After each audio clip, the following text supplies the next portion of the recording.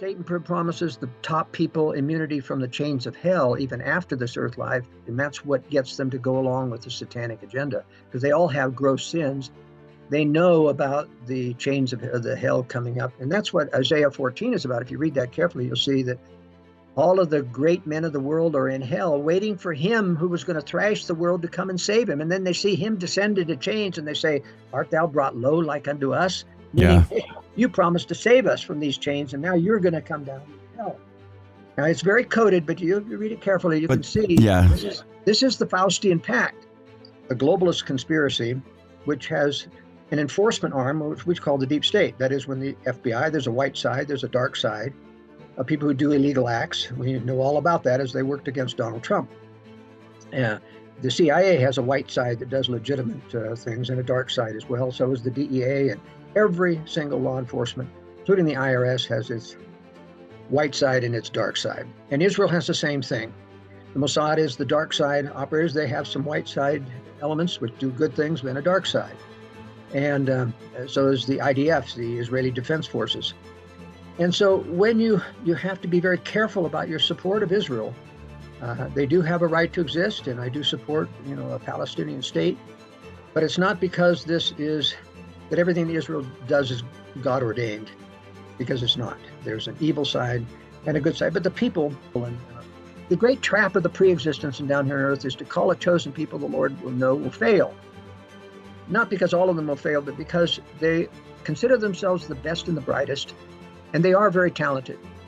I mean, whether it's in music and all kinds of intellectual endeavors. But the problem is, the corrupted Jewish mind tends toward power.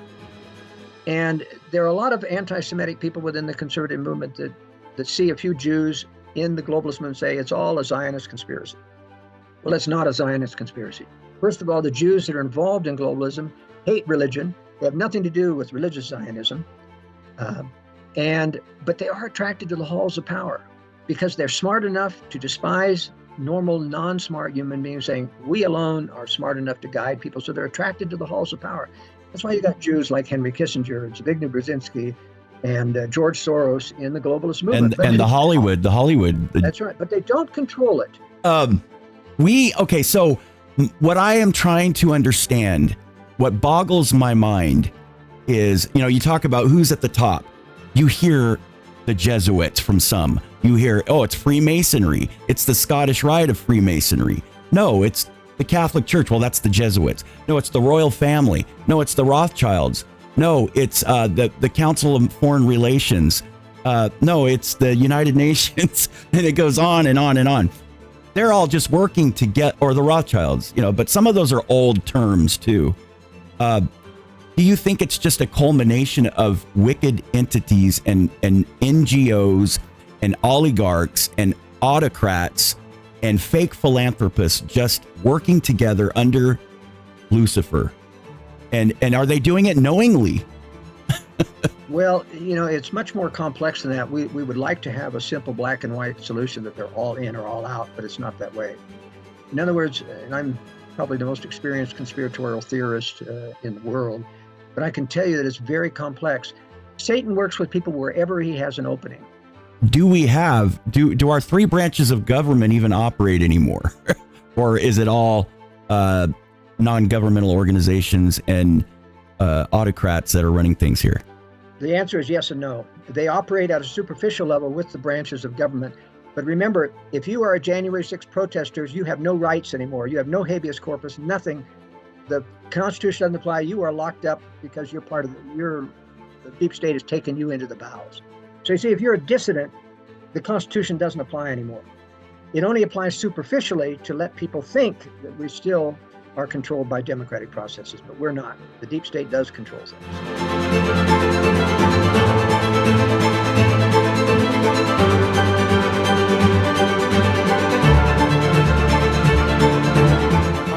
Folks, I have been waiting for this moment for a while. This is Joel SKOUSEN.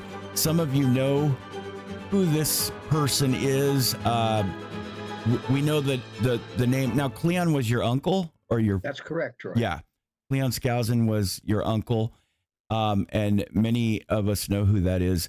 So my platform, Joel, is mainly with people out of Utah and Idaho. Like 90% of my subscribers are from there because my podcast is faith-based a little. I mean, we cover world events and things going on with a Latter-day Saint twist. So you're going to be talking to a lot of members of the church, and most of them, probably 99.9% of them, are conservative and constitutionalists and freedom-loving people. Now, I want to get started here.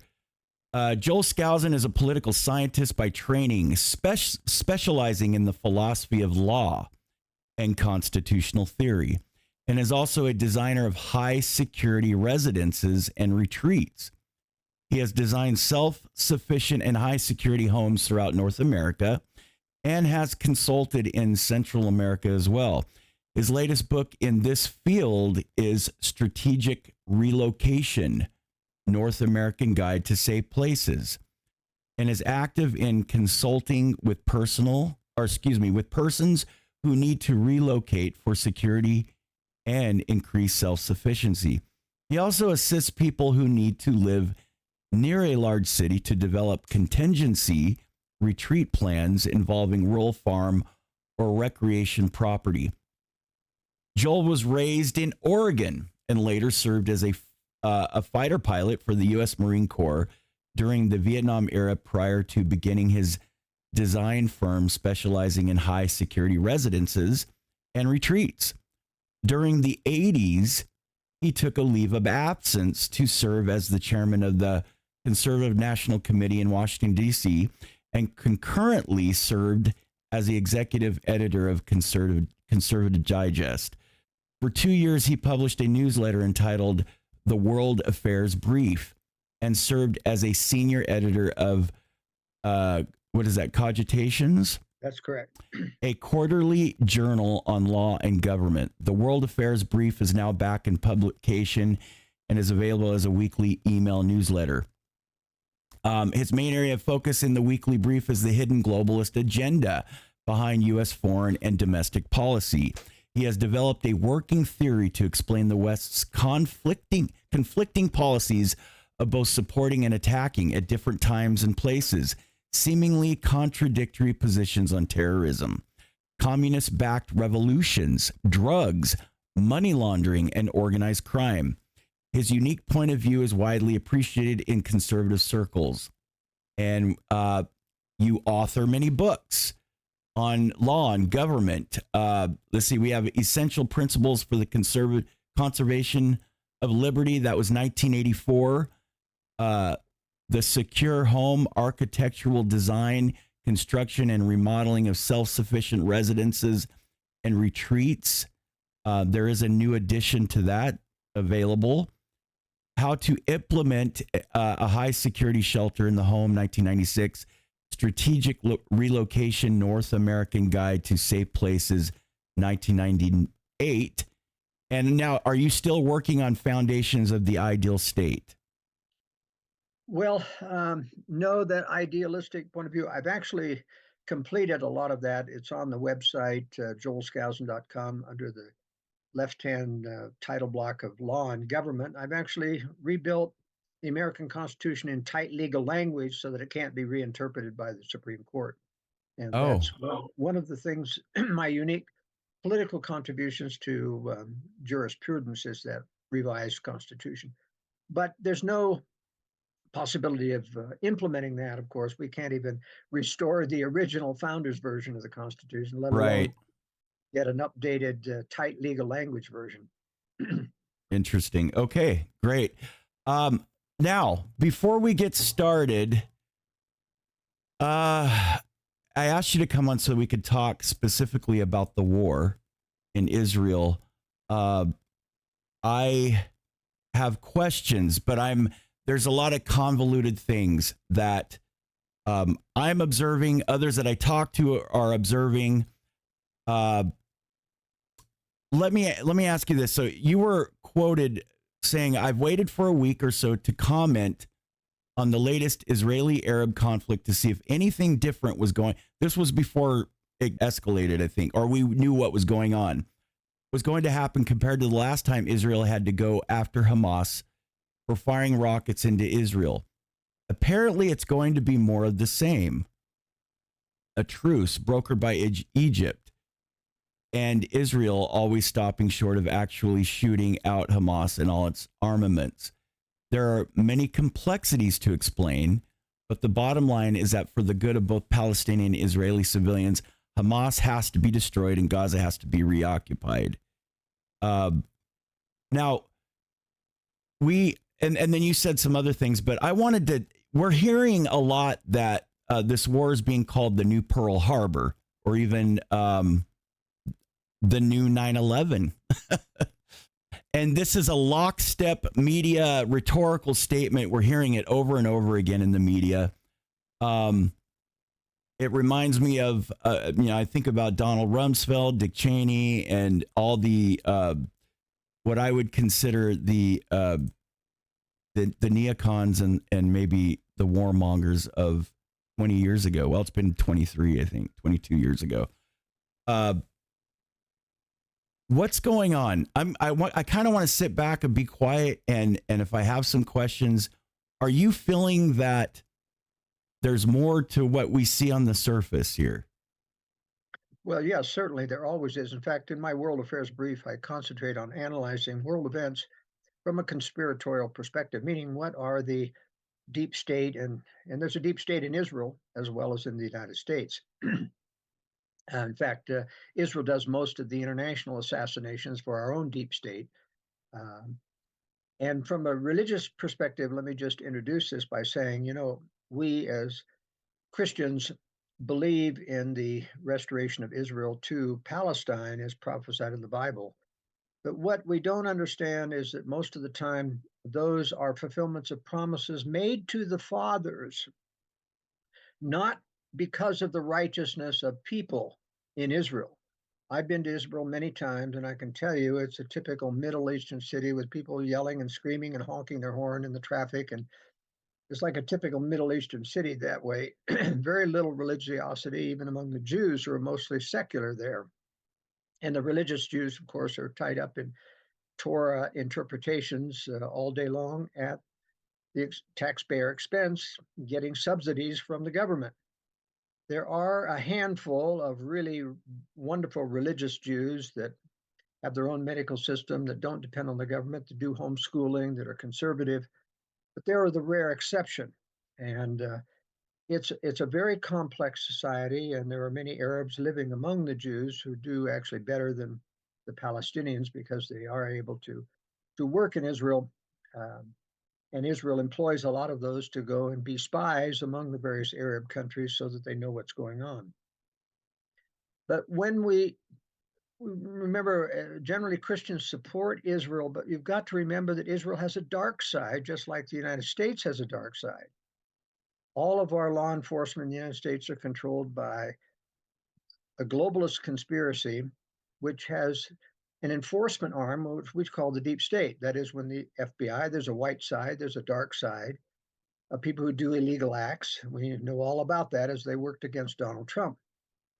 The CIA has a white side that does legitimate things, and a dark side as well. So is the DEA, and every single law enforcement, including the IRS, has its white side and its dark side. And Israel has the same thing.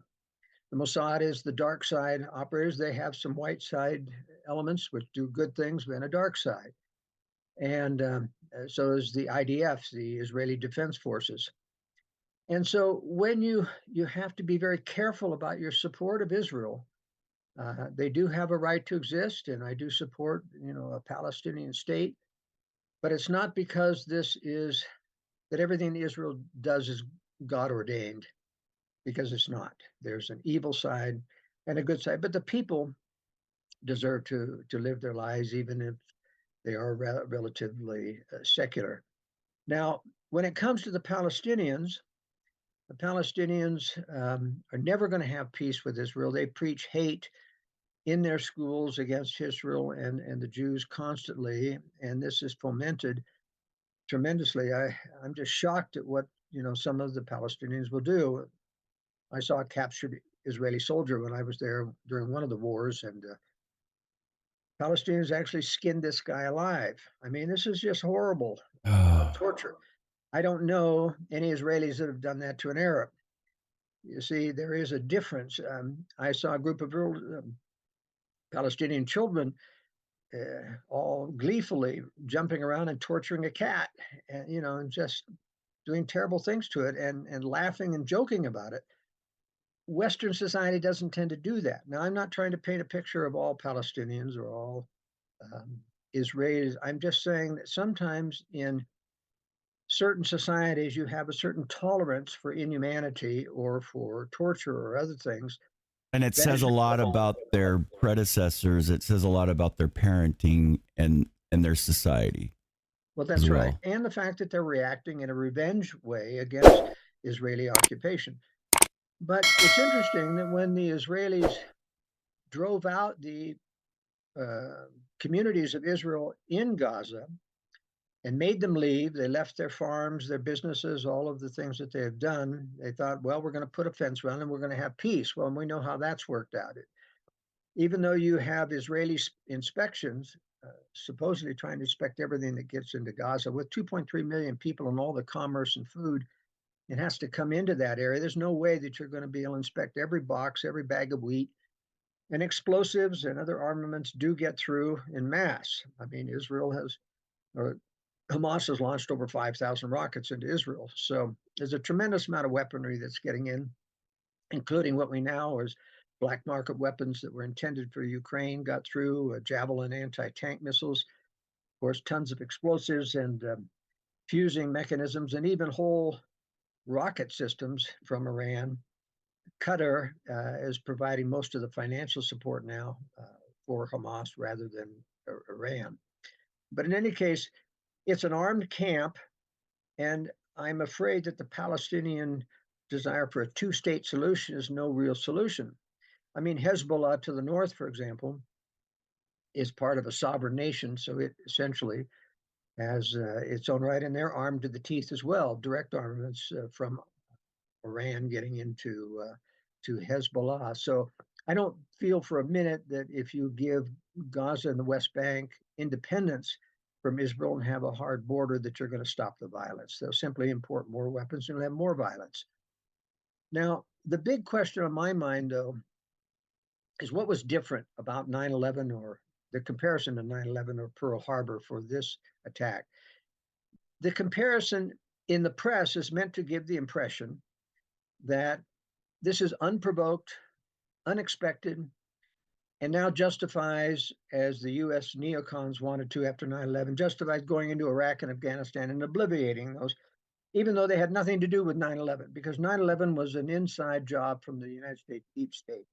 They hired the terrorists out of Saudi Arabia. Saudi Arabia even funded some of those terrorists in San Diego and elsewhere, which the U.S. covered up because they didn't want, if they blamed Saudi Arabia, Saudi would come out and say we were working for the CIA, and they don't want that. That's why they covered up. Well, and also, wasn't Hamas created by the CIA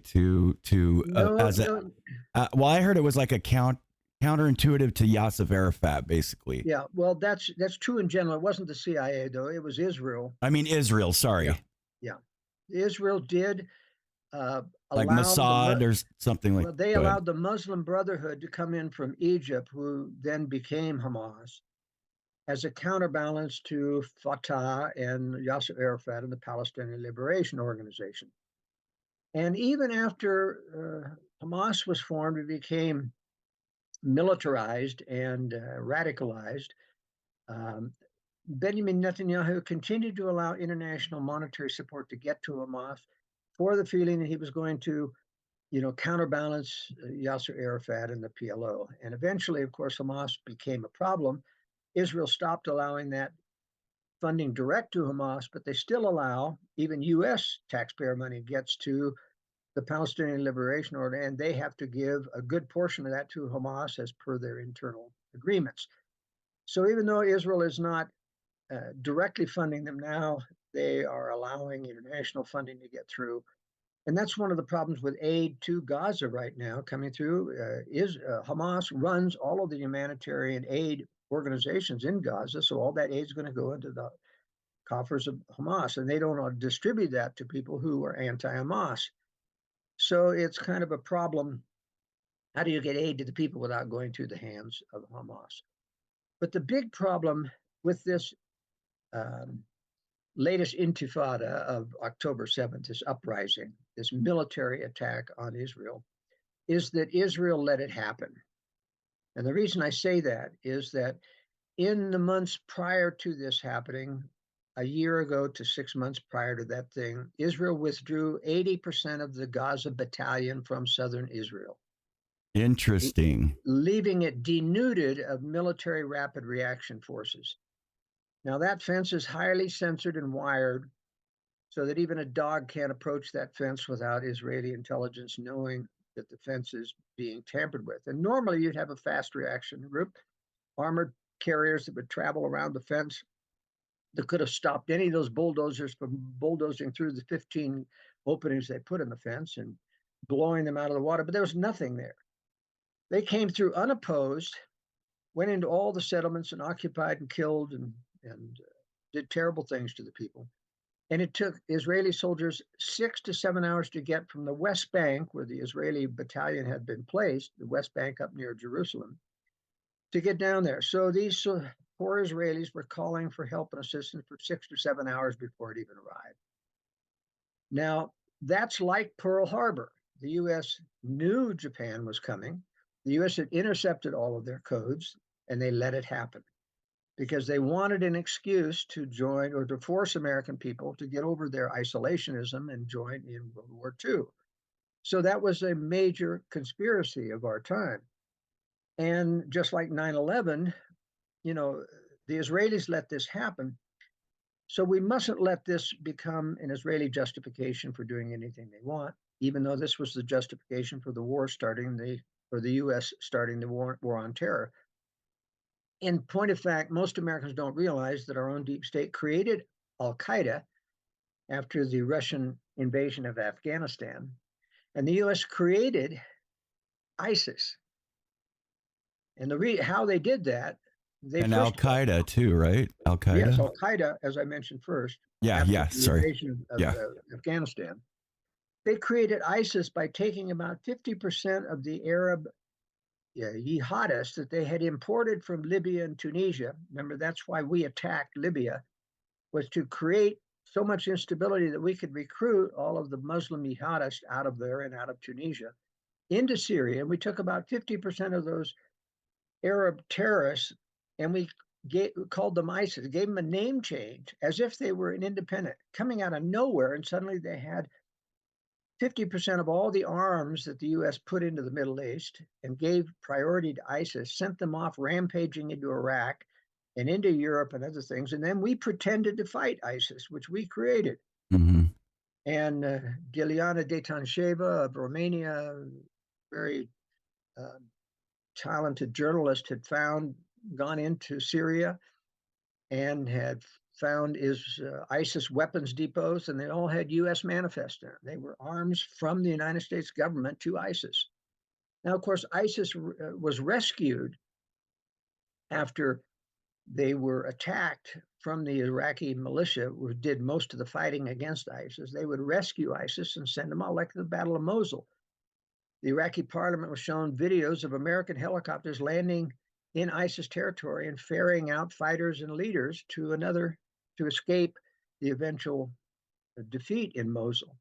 In the last battle of ISIS in Raqqa, Syria, the United States hired 50 semi-trucks with Arab drivers to come in and rescue ISIS under a ceasefire.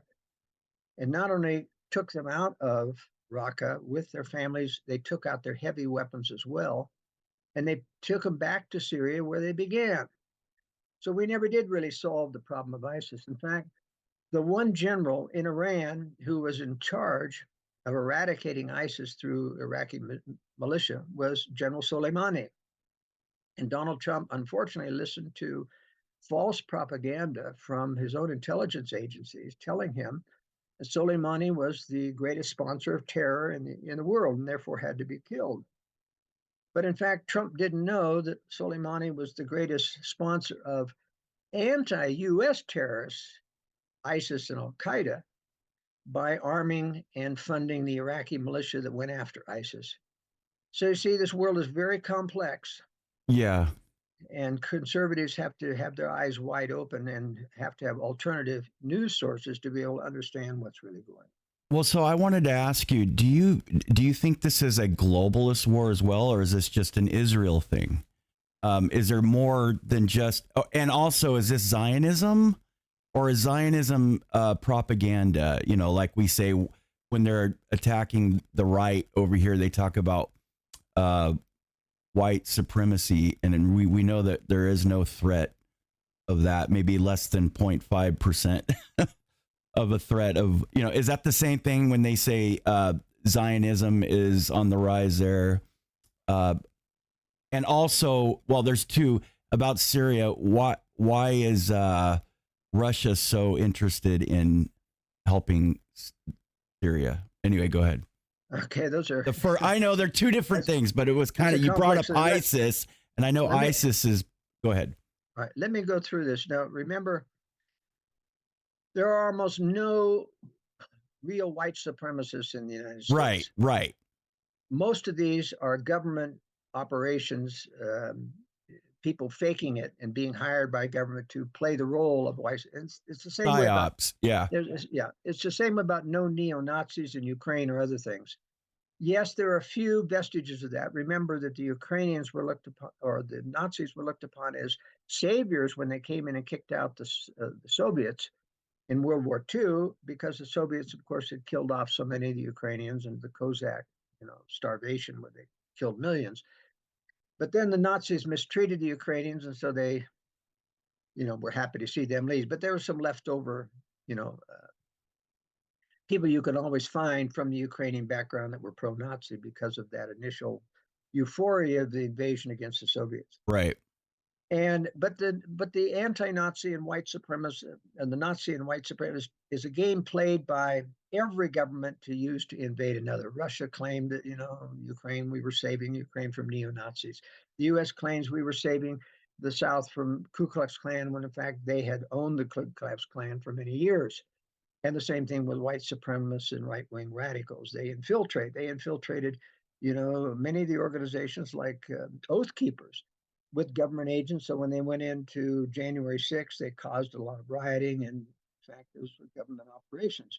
There were more federal agents than the FBI could keep track of in the January 6th operation. But in Israel, you have this Zionist thing, and that's also very complex. Because you see, originally the Zionist term was return to Zion. It was the Aliyah, or bringing back Jews from. It was a good thing. It was a good thing to bring back, but remember that most of the original leaders of the Zionist movement were Marxists from Eastern Europe and from Russia. And today they figure very prominently. People don't realize that the original kibbutzim and things were communist communes where everything was held in common. The children were taken away from parents and raised in group kindergartens, etc., and the parents had no rights and things. And the original Histadruk, or the labor unions in Israel, were very much socialist, dramatic, unfree market control. I mean, Israel was a Marxist state when it was first created. And it's only become somewhat free market with a lot of high regulations in the latter point due to the influence of free market rise in the United States. But the Jewish people in Eastern Europe were always attracted into communism for some reason, and that's one of the reasons why the U.S. during World War II there wasn't much sentiment for accepting Eastern European Jews into the United States, because so many of them were socialist. And that was a really big deal, not wanting to bring in a lot of socialists in the country. It wasn't necessarily an anti-Semitic thing as much as it was because there was such a high percentage of socialists and communists among the Eastern European Jews. But today, most of the Israelis are more just basic socialists. They just love the social benefits. Nobody can get elected to parliament in a large majority unless they promise benefits to people. But remember that Benjamin Netanyahu, the prime minister, who's been charged with corruption for many, many years, is a globalist product. A lot of Americans don't understand that his training in the United States was sponsored by Henry Kissinger and Associates. They paid for his education. Henry Kissinger got him his first job in Wall Street where he could make money. That's how they produce puppets and make them wealthy.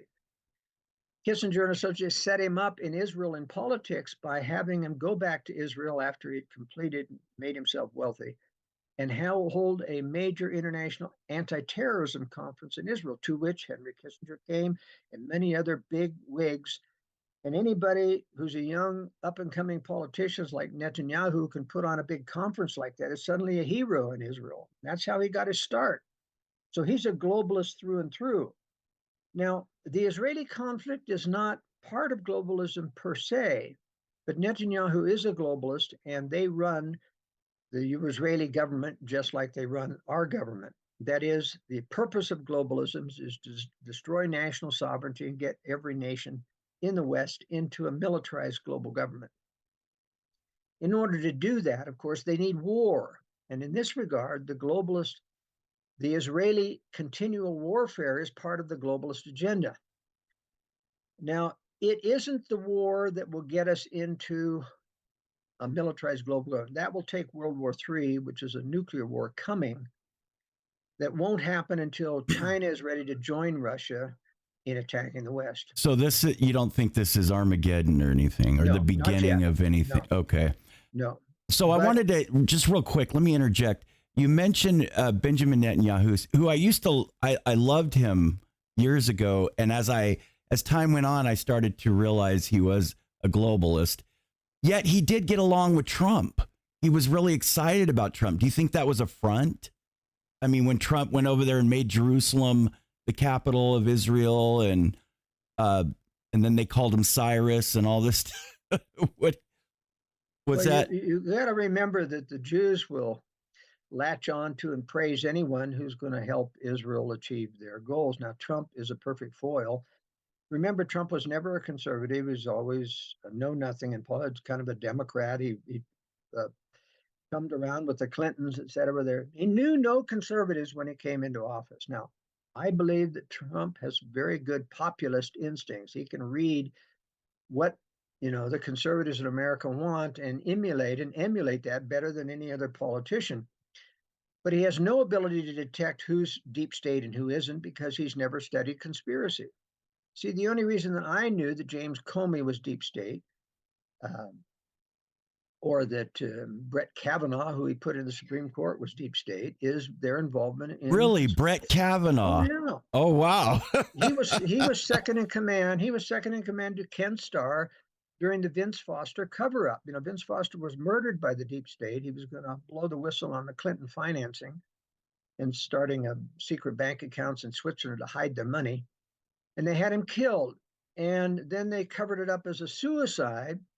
And Brett Kavanaugh was number 2 under Ken Starr, a rhino Republican, who was put in there to sabotage the investigation. And Brett Kavanaugh was in charge of discrediting the single witness that could prove that it wasn't a suicide. And that was Brett Kavanaugh's job, is to intimidate this guy.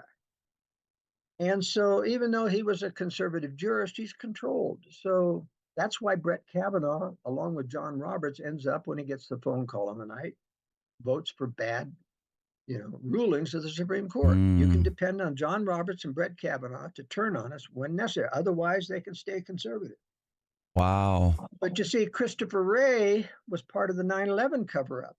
You can talk about people who were either involved in the JFK assassination, the cover-up, like Gerald Ford was on the Warren Commission, Chief Justice Warren, to which Dallin Oaks was a clerk to, thought he was wonderful, was a Gaddy Anton, part of the Warren Commission covering up for the JFK assassination by government. But all of these people, James Comey and Christopher Wray, were part of the 9/11 team that covered up for that deep state operation. So you see, Donald Trump had good instincts, partially. Being a moral man, he doesn't have a very good conscience. He thinks Kim Jong-un is a wonderful person. which he isn't. He's a dictator. He thought Xi Jinping, because Xi Jinping flattered him. In fact, before Trump met with Kim Jong-un, Xi Jinping told Kim, he said, just flatter him and he'll be putty in your hands. And he is. So you see, well, it kind of shows us that Trump's actually kind of a benevolent human being. And he's not perfect, but he's a flawed human being. But he's not bought and paid for, and he can't be bought and paid for because he has his own money. Well, that's right. And he's not a globalist puppet. He's not a bought and paid for. He can be easily manipulated. You see, that's the key to Donald Trump. And they're never going to let him be elected. The election was stolen. And I had proof in the World Affairs Brief, proof that Trump never used, that he hired Rudy Giuliani, who's deep state, to be his attorney. He was part of the 9/11 cover-up. Poor guy. So, you see, you've got to really know your stuff to be able to be president if you're going to drain the swamp. And it's never going to happen. It's not but you see, the globalists are intent upon getting the world into a globalist new world order. And I know conservatives are very, very concerned about the World Economic Forum and an AI-controlled society where you own nothing and be happy, in a robotic society. But I'm here to tell you that that's never going to come to pass, because that's science fiction. Well, it's not just science fiction. It actually could come to pass if there were total peace in the future. But this war is going to circumvent all that. This next world war, which I'm predicting will come when China is ready, somewhere in the latter half of this current decade, that's going to be preceded by an EMP strike. Both Russia and China have the 10 or 11 EMP strike weapons to take down the entire grid. It's not just one. Iran can't do it. North Korea can't do it. Only Russia and China can throw an EMP strike with the multiple weapons it takes to take down the grid. But the grid isn't coming back for at least a year, because we don't stockpile any of the long-distance transformers in this country. They're all made in China. These are the big transformers that take the thousands of volts in your long-distance lines down to usable 480, 240 volts, et cetera, at your power stations. And without those, you can get the power stations running, but you can't transfer power anywhere without those transformers. So you see, with a year without electricity, with the pillaging and the refugee flows, and the cities will turn into a Mad Max scenario, I don't think we're ever going to reconstitute society like we were before. I don't, in every other war, you've grown back and got back to prosperity. I don't think it's going to happen after this one. It's going to be so bad in terms of the social unrest. And even the nuclear threat will only be, Russia and China are going to attack military facilities, not cities per se.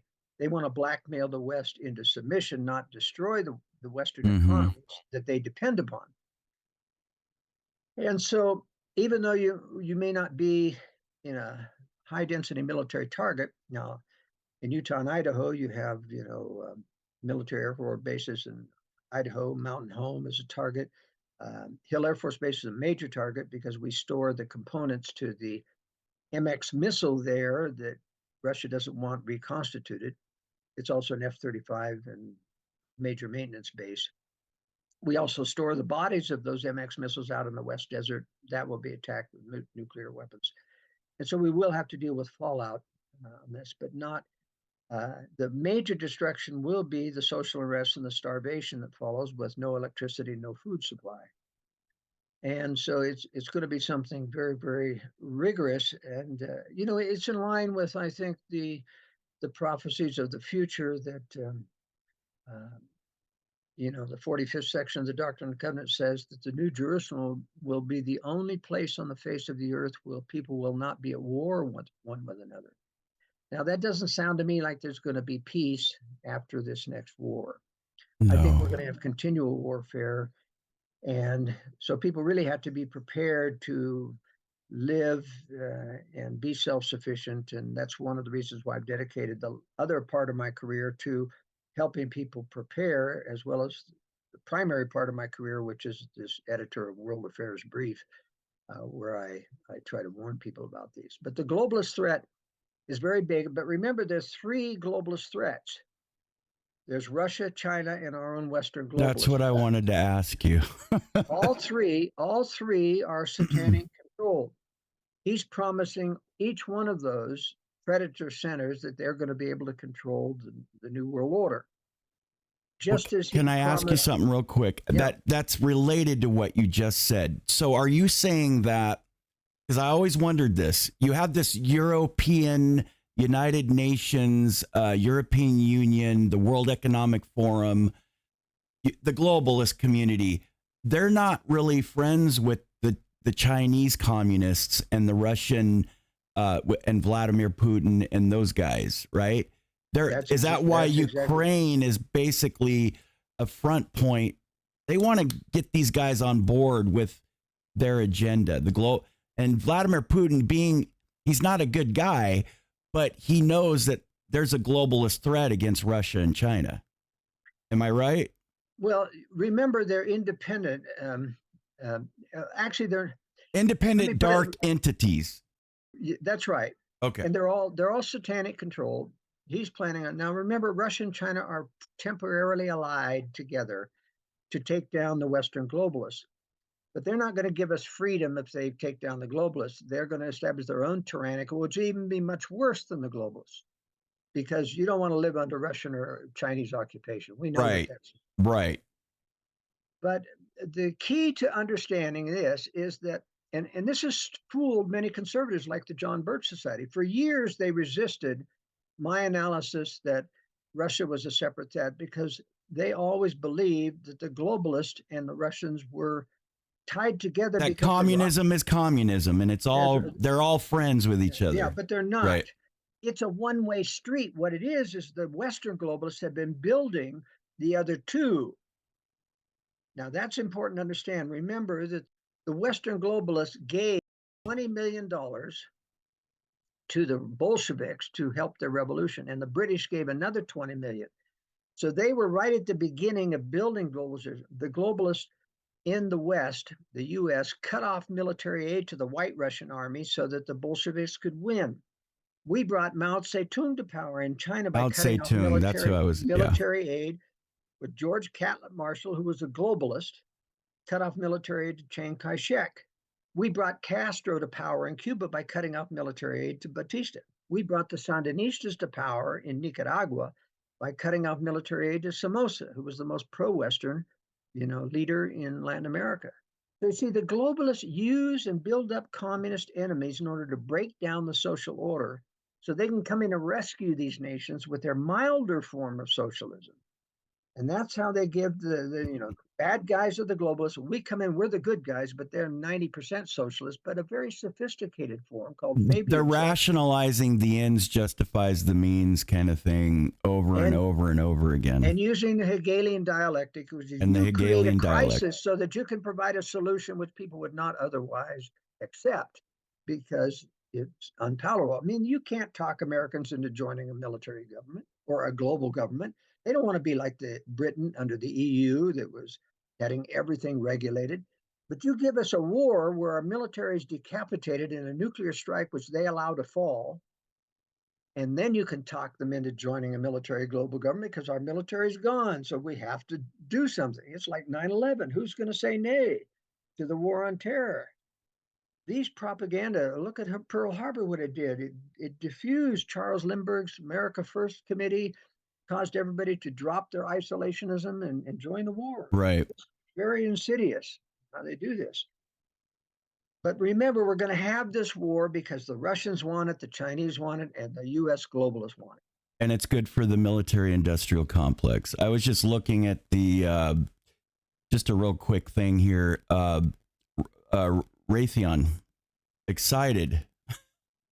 Morgan Stanley, there are 6,000 people dead in Gaza right now, and they're just talking stocks and it's crazy. The military-industrial complex is happy in spite of whether it's despite whether it's a unilateral thing with Israel only. People are benefiting from this. The world oligarchs, the autocracy. But there is a difference between those who already have money and then those who want to work for those who have the trillions, and those who are benefiting. It's not all just about money, though, is it? It's about power. No, and this is what the left makes an excuse. They think everything in terms of greedy capitalism, and this is what drives the world. But remember, the globalists are already the most wealthy people in the world. They don't need the money. How many more yachts, wine, women, and song do you need? It is about power, and it is how Satan really runs these three conspiracies, but it's only at the top. In fact, we don't know who the top of the American globalists are. We know that the front men, the George Soros, the Henry Kissingers. I don't think it's the Rothschilds anymore. No, but there are people higher than that don't take any public positions that really run the show. And Satan has a revelatory component to those people. And but you see, the underlying globalists, the mid-level and lower globalists, like in the World Economic, they're allowed to theorize about AI and robotic and these idealistic transhumanist type goals and things to manipulate so there's no illness and these. But you see, that's all. None of them know what the top globalists know, that there's going to be a major World War III that is going to put a monkey wrench in all of this stuff. Now, the top globalists think they're going to come out on top because Satan has told them this, but I don't think they are. I think that they lose control because of the amount of devastation in this next war. And that's why it doesn't knit back together, and that's why we do dissent. Remember, this projection of the worldly world cannot continue to go forward. In prophecy, it has to end in internecine warfare, because that's exactly what happens to give Satan control over the whole world, which induces the second coming. Second coming has to come because those who have not been able to reach the New Jerusalem for safety are crying day and night for deliverance. And the Lord comes to hear those prayers, and he puts an end to it all. And he reveals from the housetops in every 1,000 years the secret combinations and how they have conspired and deceived men in every one of the 7,000 years of the earth's temporal existence. And I'll tell you, the conspiracy deniers in this world are going to be so embarrassed when right from the heavens you hear the listing of all the conspiracies. And in our dispensation, you're going to hear about Pearl Harbor. You're going to hear about 9/11. You're going to hear about the phony fall of the Soviet Union. You're going to hear about the falseness of the COVID conspiracy and the evil of the vaccine and how it's the real bioweapon. You're going to hear all those things. And unfortunately, we're also going to hear that even good people, even good leaders can be deceived by these sophisticated deceptions and conspiracies. I always thought that the globalists were anti-Israel, yet they're propping a war. The neocons are propping a war in behalf of Israel. Is this a temporary thing? I mean, remember, okay, after 9/11, we had the Afghanistan thing, we had Iraq. Everybody's rallying around the flag. We were all in support of George Bush Jr., and we were patriotic. And then later we found out, as time went on, that wasn't what it appeared to be. Now, back then, it was the left.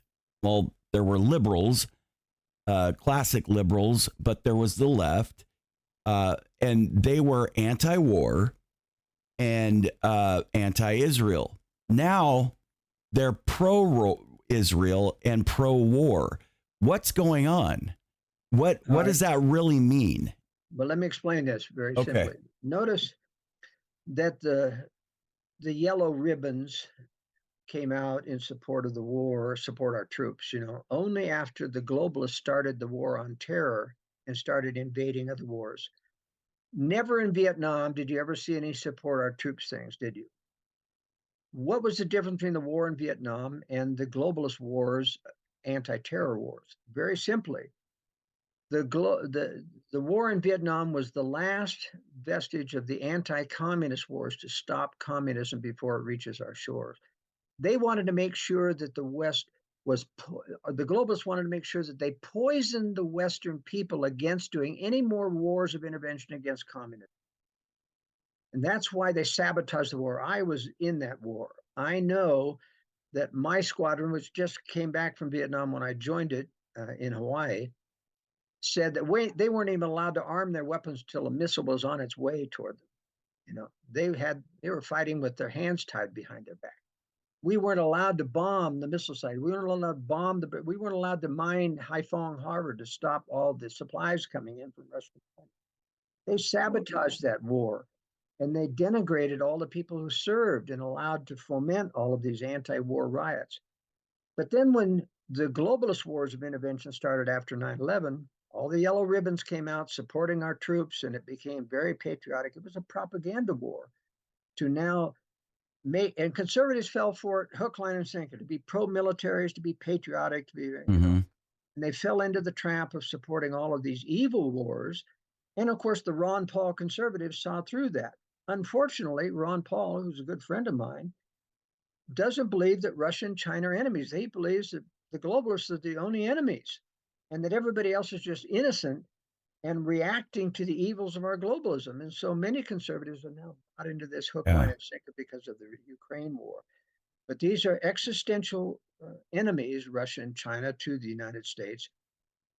And, you know, going back to the end times, you know, no war is going to be solved in Israel. Israel cannot root out Hamas. It's impossible without leveling the entire Hamas and killing all the civilians too. You're not going to root it out. And the international community is not going to allow that. So this war, I believe, will widen to Iran. I think that's why the U.S. has 2 aircraft battle groups. One is not going to the Eastern Mediterranean. The Eisenhower group is going to the Persian Gulf, which means that Iran is the target. And I think the reason that the IDF is not going into Gaza yet is because they fear very strongly that as soon as they commit 100,000 troops to Gaza, which is a trap, that Hezbollah will then attack, and Iran will attack through Syria and perhaps attack directly, and then Israel will already be halfway committed. Now, remember, the only globalist component to this Israeli war, which is kind of a separate conspiracy running by Satan, because the end times are going to focus on Israel in the Battle of the Garden of Armageddon. But I think there's going to be a wider Middle East war, and it's going to be horrific. And well, isn't it prophetically? Isn't it Armageddon supposed to last 3.5 years, and the 2 prophets will be? That could be symbolic to the 2 prophets or the 2 candlesticks. No, I don't think it is symbolic, because the 2 witnesses. They are killed and they lie in the streets, and then they're raised after 3 days. So that's not symbolic. That's okay. A resurrection happening right at. And that will be in the midst of Armageddon, though. Right. But Armageddon is not synonymous, I believe, with World War III. World War III creates the chaos that makes so that the Western powers that dominate the world, including the United States, are no longer the great powers in the world. In other words, they're muted enough that they cannot come to the rescue of Israel. And Israel will be assaulted, of course, which I think will be a combination of the Arab nations and China.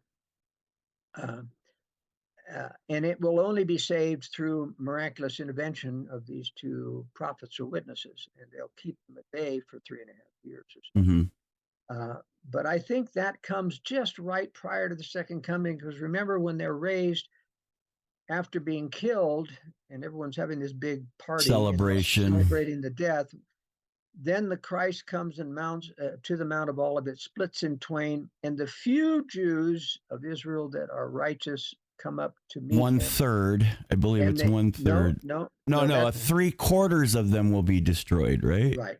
Okay, that's right. Well, in general, but we don't know the exact number. A lot. The point is, they still aren't Christian by the time they get up there, because they don't know what the marks in his hands and his feet mean, which means, you see, they haven't been converted. So it isn't because of their righteousness that they're saved. It's because of the promise to the fathers, where he says, "These are the wounds that I received in the midst of my friends, or in the house of my friends." Yeah. So that's how things, I think, are going to play out. It's the important thing for your audience here in the United States is to understand that Israel is going to do what it does.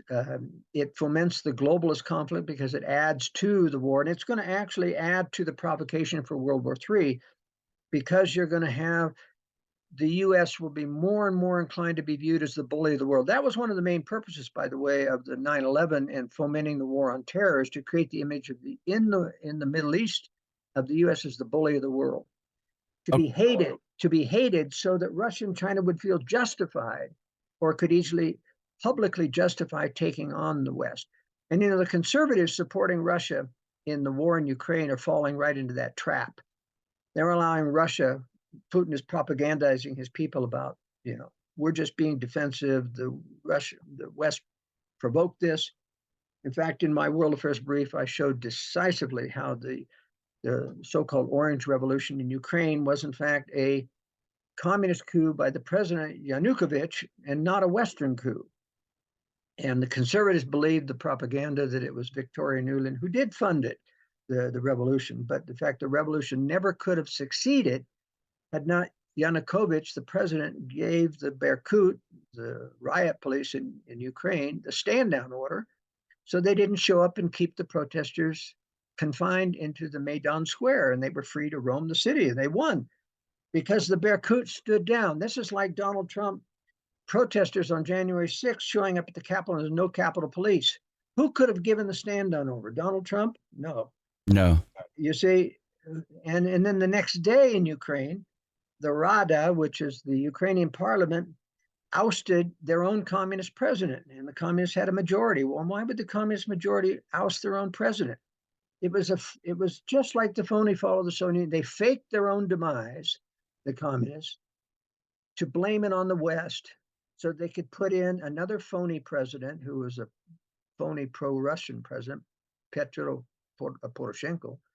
And he antagonized the people in the Donbass so that it justified Putin coming in and invading. That was the whole purpose of faking. And would that be an example of the Hegelian dialect? No, it isn't. It's a matter of a false flag, flag, meaning pretending like it was a Western coup when in fact it was a coup made possible by the communist president giving a stand-down order.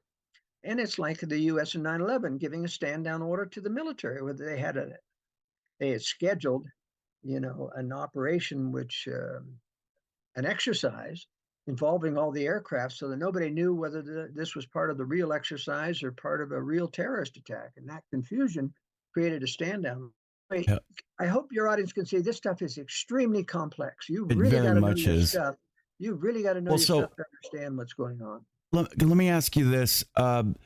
So the Western globalists, I notice they're very interested in the Arab nation and in China and Russia. Is that because do they want to get rid of Islam? Do they want to get rid of the Arabs? Is it because they're stubborn and they're not going to get on board with the globalist agenda? And then is their real enemy Israel? Like, what's going? Or is Israel kind of being championed and backed because right now the enemy is the Iran and the Arab? What is the interest of the Western globalists about the Arab nations? No, the globalist interest is primarily aimed at Iran. Iran is the only only Muslim country that is independent in its military industrial complex. It has to be destroyed. They've got to get rid of that. Okay? So why Afghan?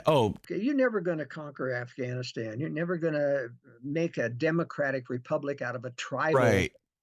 So what you're saying is the globalists aren't necessarily succeeding at everything they're trying. But they are building the image of the bully of the world. Don't ever forget that. They need to hand Russia and China the excuse to attack the West by becoming the intervener and the bully of the world. And that's what we do around the world. It's not oil. It's not money. It's not the industrial complex is part of it. But remember, they don't control the world as the left thinks.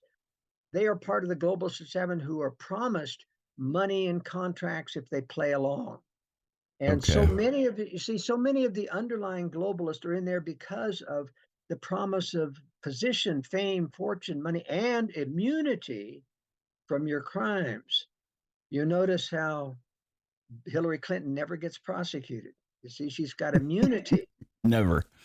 And in fact, from a gospel perspective, Satan promises the top people immunity from the chains of hell even after this earth life, and that's what gets them to go along with the satanic agenda, because they all have gross sins. They know about the chains of the hell coming up, and that's what Isaiah 14 is about. If you read that carefully, you'll see that all of the great men of the world are in hell waiting for him who was going to thrash the world to come and save him. And then they see him descend into chains and they say, art thou brought low like unto us? Yeah. Meaning, hey, you promised to save us from these chains, and now you're going to come down into hell. Now it's very coded, but if you read it carefully, you can see yeah. this is the Faustian pact. I just want to mention one thing about the globalist protection of Israel. Part of it has to do with the protection of Jews as a sacred class of people. Part of the reason why the Western people allowed the Holocaust to occur, and for it to be somewhat exaggerated in terms of the number of killed, was because, you see, the Jews being the so-called chosen race is a trap, both spiritually and others. In other words, as Christ would say, I can raise up stones to Abraham better than ye, because ye are not humble. And the great trap of the pre-existence and down here on earth is to call a chosen people the Lord will know will fail. Not because all of them will fail, but because they consider themselves the best and the brightest, and they are very talented. I mean, whether it's in music and all kinds of intellectual, but the problem is the corrupted Jewish mind tends toward power. And there are a lot of anti-Semitic people within the conservative movement that see a few Jews in the globalist movement and say it's all a Zionist conspiracy. Well, it's not a Zionist conspiracy. First of all, the Jews that are involved in globalism hate religion. They have nothing to do with religious Zionism. But they are attracted to the halls of power because they're smart enough to despise normal, non-smart human beings, saying we alone are smart enough to guide people. So they're attracted to the halls of power. That's why you got Jews like Henry Kissinger and Zbigniew Brzezinski and George Soros in the globalist movement. And the Hollywood. That's right. But they don't control it. There are a lot of non-Jews like David Rockefeller and his cohort, which is very powerful within the globalist movement. We don't know who really runs the top of the pyramid on those things. But there are a lot of Jews involved, and part of the reason for allowing the Holocaust was to make Jews a sacrosanct class so they could not be criticized. Okay. You can't criticize Jews unless you're called an anti-Semite. Well, so the Rothschilds were Jews. They're Jew. They were Jewish. Right. They always said that they were never aristocrats because they're people think they were aristocrats in England, but they weren't because their relatives never fought in the war. They were bankers. Why was the Balfour Declaration so important to the Rothschilds? Well, because it was, of course, going to give a home to the Jews in Palestine. But remember, the basic concept is the globalists have protected Judaism because there's such a large coterie of Jewish intellectuals within the globalist movement that they become beyond criticism. And no race or group of people should be beyond criticism. But that's what we've created out of the Jews. Now, there are all different types of Jews, et cetera. But generally, Jews have been disliked wherever they have grown up because they're very aggressive financially, and they do create a little bit of resentment from people. They are smart. They do accomplish a great deal. But the globalists, because there's so many top Jews involved, had to create this sacrosanct group that would be beyond criticism. And that plays off in Israel and the support. You notice how the evangelical Christian community can be counted always to support Israel. And in fact, it's death knell to any politician who goes against Israel in terms of getting reelected. That's how deeply we have ingrained that in it. Now, I personally think that Israel has the right to exist, and it's a God-given mandate. That Israel is not necessarily worthy of that, but because but it's symbolic, right? It's symbolic for the promise that God, the Lord, made to Israel, and symbolic of the children of Israel, and that's where the word of God is going to go forth from the land of Jerusalem, and the law will come forth from the New Jerusalem. Do you have time still? Yes, I do. Yes. Okay, so what I am trying to understand, what boggles my mind is, you talk about who's at the top. You hear the Jesuits from some. You hear, oh, it's Freemasonry. It's the Scottish Rite of Freemasonry. No, it's the Catholic Church. Well, that's the Jesuits. No, it's the royal family. No, it's the Rothschilds. No, it's the Council of Foreign Relations. No, it's the United Nations. And it goes on and on and on. They're all just working to get, or the Rothschilds, but some of those are old terms too. Do you think it's just a culmination of wicked entities and NGOs and oligarchs and autocrats and fake philanthropists just working together under Lucifer? And are they doing it knowingly? Well, it's much more complex than that. We would like to have a simple black and white solution that they're all in or all out, but it's not that way. In other words, and I'm probably the most experienced conspiratorial theorist in the world, but I can tell you that it's very complex. Satan works with people wherever he has an opening. He'll use dedicated liberals to do what they're comfortable with. When they get into evil, he can get them to do dark side stuff in the deep state. And some of that is done by money. Some of it can be done by threat. He works a variety of ways. And so some of them do it unknowingly, others partially knowingly, some of them fully knowingly, and very few, except at the very top, know what the full agenda is. I would venture to say that hardly any of the globalists that we see know that there's a big war coming and it's going to end the WEF agenda. But you see, why spend time with the WEF agenda about AI and robotics and getting people off of meat and controlling the land and carbon capture and the climate? Well, you see, all of that has a control agenda. It all contributes to control of private property and restricting people from maneuvering away from this globalist control system. But not all of them is going to see the light of day. Eventually, it all succumbs to war. Eventually, it all deteriorates into internecine fighting. Because you see, the big thing that I worry about, Troy, is the utter lack of listening to conscience that we have in our societies today. You look at the transgender agenda, this is just crazy. And a lot of it is satanic influence on people. You're a boy, even though you're a girl. You say, no, you're this and that.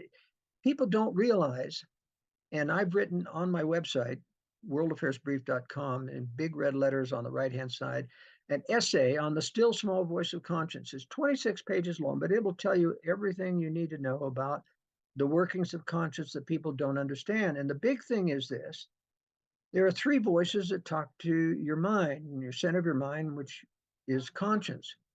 There's yourself and your own processes.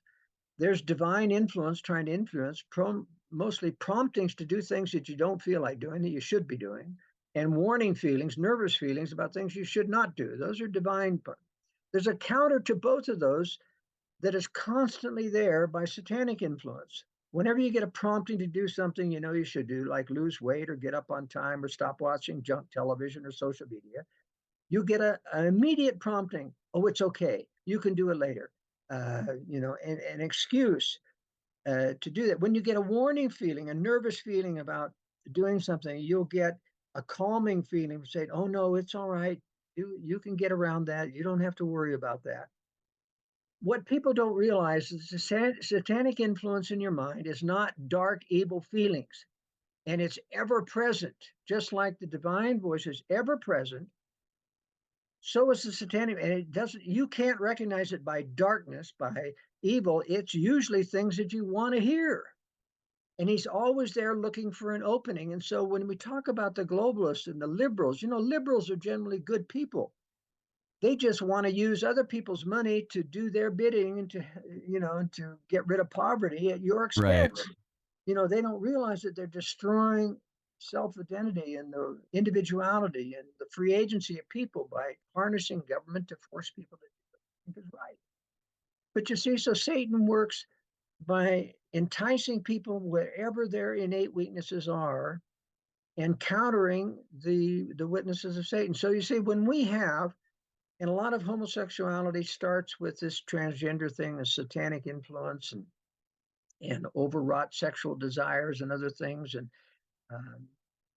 and the one thing why this great rage in society about going to a therapist is so erroneous and so wrong is the therapists, psychologically trained people who are licensed by the state, can't touch the two areas that cure human behavior problems. They can't touch innateness because they don't believe in the innate spirit that we brought with us. And they can't touch satanic influence and conscience. And that's where most mental illness occurs, is satanic influence working and working on a person until they start making enough mistakes that they get into, bad judgment. All suicide is involved with satanic influence, heavy, sometimes partial possession. And that's why suicide is accompanied by use a gun to do it, because Satan has an anti-gun agenda. But you see, psychologists don't believe in innateness, and innateness is very important. In fact, Mormons don't understand innateness because they believe erroneously that in the pre-existence we were all raising our hand to the square and agreeing to the atonement and being righteous and coming down. That's not true. No, there were fence sitters, and we've kind of taken... No, it's not just fence sitters. Okay, I'm listening. And not just fence sitters. Remember. Well, no, you're good. Sorry. The book of Abraham, it talks about the one unique example that was not just a fence sitters. This was a Gadianton before the world was. And he was king. Yes. And it's very clear he was perdition before the world was, not after the world, before the world was. And I believe that Hitler and Stalin and all the other dictators and things, there's a host of people that were innately aligned with Satan that decided to come to earth to work on this side. Yes, I believe that too. And I've said that there were those who forfeited a body as part of the satanic agenda. They came here psyops. They came here. They were working for. They were part of the third, and they had to select some to come here and forfeit a body so that they had spies, right? Or people on the other side. Well, you see, actually, it's not so black and white. Remember that anybody could come to earth as long as they were willing to pay the penalty if they didn't do what's right here. Anybody could come. And in fact, we weren't all goody two-shoes listening at the voice of the Savior. Remember that people in the spirit world, which is all around us, can watch what's going on, and people get infected by what they see before they come here. That's why the new youth coming to earth, they know how to manipulate these devices. I got a 3-year-old grandson that can operate a cell phone like nobody's business. How do you get that stuff early? Well, but you see, I come from a family of 10 children, Troy. Every one of those children has a different spirit, a different innateness, even though it's the same parents, the same DNA, the same environment. They were different from the pre-existence. Because you see, when you can see what's going on, you get infected by things. Some people were innately close to spiritual things. Other people were very distant, never listened to spiritual things. So just because you come to earth did not mean you made a covenant to obey the gospel. Well, I mean, if we believe in agency here, there was agency there. Exactly. And I mean, why would we think that we were all just the same there and then here? That's right. But that's the myth. That's the myth in primary that we're taught. That we're all goody two-shoes. We're all listening at the feet of the Savior, and that we all believed we were going to be righteous. Well, that's kind of a new thing that's being taught, right? Because when I was young, go ahead. That's been taught. In fact, Ballard in a conference talk about 3 times ago just said, everybody who came to earth made a covenant to obey the Savior. And that just is not true. That is just not true.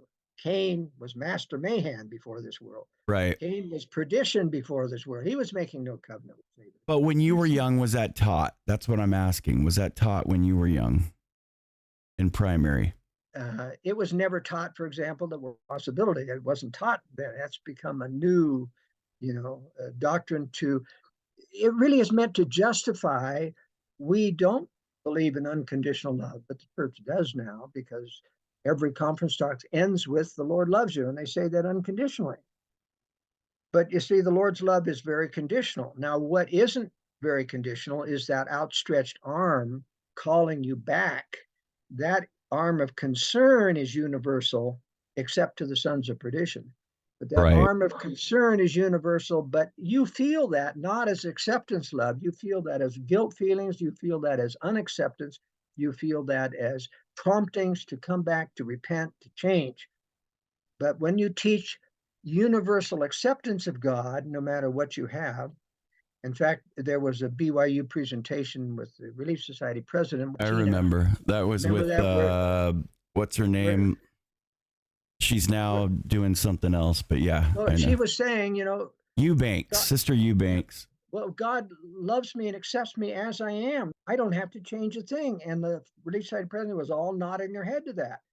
You just shouldn't do that. That comes from this doctrine of universal unconditional love and acceptance and all the spiritual children of God. And in fact, we look like our parentage because, as Brigham Young explains, spirits parents had children. That's Right. why we look like our spiritual parentage. That's why we have innate family DNA. And And we have spiritual DNA as that's well. right. That's And that's right. why we don't look like God the Father. Jesus Christ looks like the Father because he was the only begotten, even in the spirit world. Seth looked like identical to Adam because he was his spiritual direct lineage from the pre-existence. And I have a grandchild who looks identical to me when I was a baby. And Do you think so, that's because we took on that spiritual DNA once we were born here? no, because the spirit has to be eternal. Because when people who envision have gone back and saw Brigham Young in his spirit, he looks just like he looked in the world. So the spirit the body looks like the spirit image. That's what controls our looks. And those spirit image come from a family image of looks that come from spirit birth processes in the pre-existence. That's why in the second chapter of Moses, you talk about the God telling the spirits, Lord, to multiply and replenish the earth, meaning have children. And yet in the fourth chapter, he says there's not a man to till the earth yet. In other words, the second invoked is to Yeah. have children is given to spirits. And I think spirits did have children. And that's why we look like our spiritual heritage, not God the Father. Interesting. Well, okay. So on that, what about those who get divorced and then have children with someone else, and those children look like them? Do they belong to one line? Is it do they come through the father? You'll find that if you look at most families, for example, if you marry outside your race, all of the children will look like the dominant race, which is not Caucasian. Okay, it's just universal. The DNA is the way it is there's a dominant race, and all the children look like that.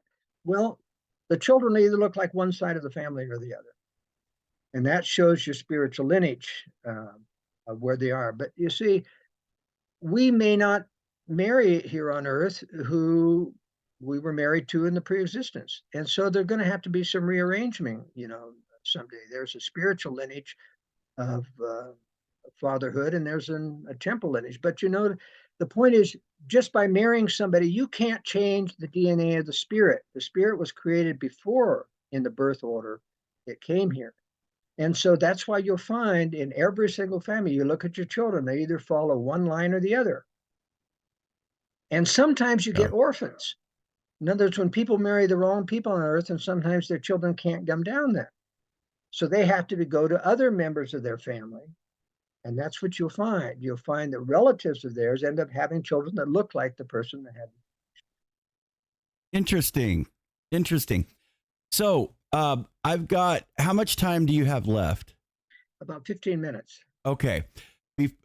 Let's go back to, I wanted to ask you, why do you feel, back to the war, this has been very interesting. I would love to have you on again, if that's okay, maybe in a month or so.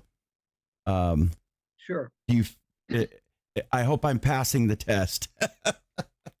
I wanted to ask you, Alex Jones, he believes in what he talks about, doesn't he? Wholeheartedly. Do you get that feeling from him? Oh yeah, yeah, definitely. But Alex is a wild card. You got to remember that his facts are pretty good, but his conclusions are often erroneous. Okay. He jumps to too many conclusions, and he changes back and forth. But Right.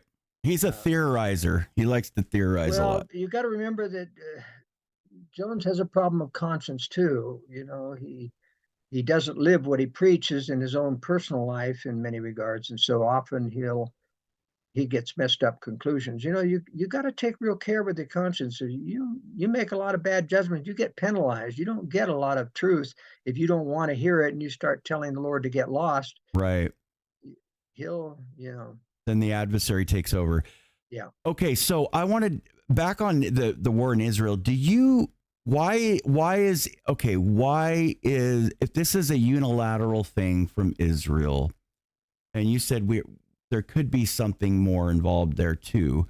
We had there was a woman that did a short that she was part of the IDF at one time and said that nothing could get past that gate, not even a cockroach. There's sensors that can determine all that. So I think it's inevitable that we all know that was left open and that was intentional.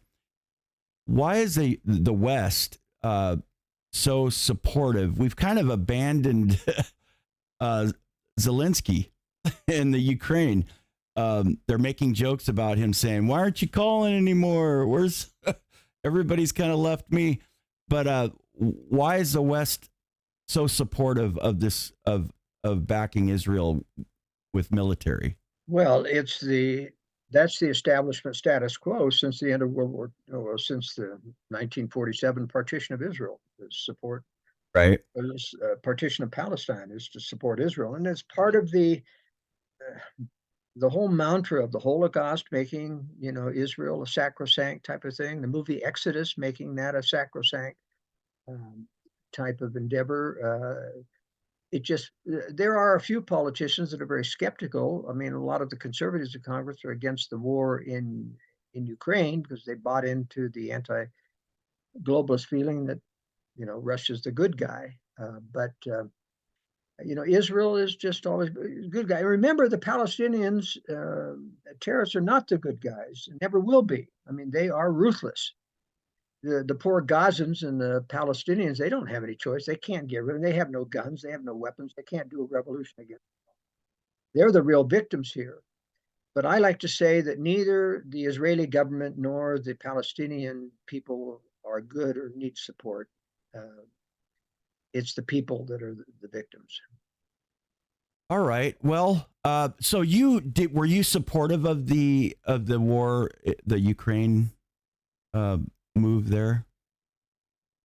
I am supportive of not letting Russia get away with their phony fall of the Soviet Union and putting Donbass and Crimea into the borders of Ukraine so they could mount this aggression. In other words, look, I pointed out in fact, there's a new post on my worldaffairsbrief.com called The Phony Fall of the Soviet Union, which your listeners should read. It's on the right-hand side in red. Okay. I'll leave all your links too in the description section. And yeah. What I talk about in there is that they, well, let's see, I lost my train of thought. Even though it could be a globalist thing that's lining up there in Ukraine, it's a globalist move, right? No, it's, first of all, it's a Soviet move. It's a continuing Soviet move to take back the ones they gave up during the phony fall of the Soviet Union. Remember, they left behind the corruption because the communist bureaucrats were never fired once the phony fall happened. Right. They continued to take bribes. That's why there's so much corruption in Ukraine. But the Ukrainian people don't deserve to live under the continuing Soviets of Russia and the taking back of the Soviet. If it's Ukraine, it's going to be the Baltics next and then Poland. Right. That's what the Soviets wanted to do, and the West can't let that happen. So I am supportive of letting Ukraine stay independent, even though there's corruption there. I'm not supportive of sending money to Ukraine, but military weapons, yes, to help out. So you're not saying that the opposite end of Russia is the globalists. agenda. It's not a globalist agenda, because I thought the Western globalists want to take out Russia and China. Yeah, it is partially. They're doing a proxy war against China to weaken. That's what I mean. Weaken Russia conventionally, because that makes it, first of all, it guarantees that Russia has to wait to attack the West until China is ready. They cannot attack on their own because of the weakened conventional military due to the war in Ukraine. So you don't necessarily support the globalist agenda being there, but even worse, I'm just saying that the globalists are doing the right thing for the wrong reason. Okay, right. That's what I meant. Okay, Gotcha. All right. You see, this is what's complex. The conservatives can't envision that the globalists could ever do the right thing. Okay. But they have to eventually, when they create a war and they have to fight the war, then that's the correct thing, is to fight the war, even though we must not correct that they provoked and started the war. Right. Okay. So one last thing, and then we'll go. You froze up there. Are you still there? Okay. Yeah. One last thing. Yes. Sorry. And then I'll let you go. And thank you so much for being here. I really appreciate it. Do our three branches of government even operate anymore? Or is it all non-governmental organizations and autocrats that are running things here? The answer is yes and no. They operate at a superficial level with the branches of government. But remember, if you are a January 6th protesters, you have no rights anymore. You have no habeas corpus, nothing. The Constitution doesn't apply. You are locked up because you're part of the deep state has taken you into the bowels. So you see, if you're a dissident, the Constitution doesn't apply anymore. It only applies superficially to let people think that we still are controlled by democratic processes, but we're not. The deep state does control things. That's sad. Yeah, but so you see, Mormons think that as long as we can meet on Sunday on the 4th of July and pray, thank you for these wonderful freedoms that we have. You know, if I were to pray on the 4th of July, I would thank the Lord for the few remaining freedoms. Yes. Let's keep it real, right? Keep it real. Yeah. And the Constitution is either hanging by a thread or it's broke. Is the thread broke? Oh, it's broken long ago. and the elders of I'm not laughing about it. I'm just laughing about your response. The elders of Israel are the least prepared to restore the Constitution. Wow. They don't even teach the Constitution at BYU Law School. No, they don't. Okay, so the gospel's true. Yes. But the Savior has to come and with a great reset once in a while, because we start straying off course. Priesthood and the Holy Ghost are still there, and the ordinances and the temple. The church is there to gather Israel right now. It's complex, as most things. You know, the Lord has his own testing purposes, and you've got to remember that there's going to be a great separation in the church before it's worthy to get to the New Jerusalem.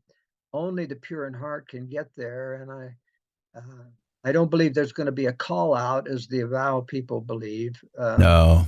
If you have a call from the pulpit, most people would go because of the yesmanship to leadership in the church, but that's not the way that you can get. I think we get driven out by persecution in the last days, when the correction by the Lord will come to this current direction of appeasement with the world. I think there'll be a correction. That's the great reset. And I think it will split the church asunder, because there's a lot of people whose liberal attitudes are so hardened, so pro-worldly attitudes so hardened, they won't accept correction when it comes.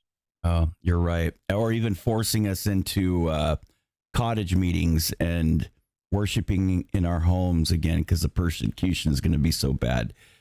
Thank you so much, Joel SKOUSEN, for being here. We will leave the links. Can you send me all the links that you want me to leave in the descriptions field in an email? Sure. Do that. And I would love to have you on again. I've got many, many more questions. And I want you to know that I do understand everything you're talking about. And thank you again for being here. Let's have you on again soon. Thank you, Troy. Good to be with you. You take care, sir. Thank you.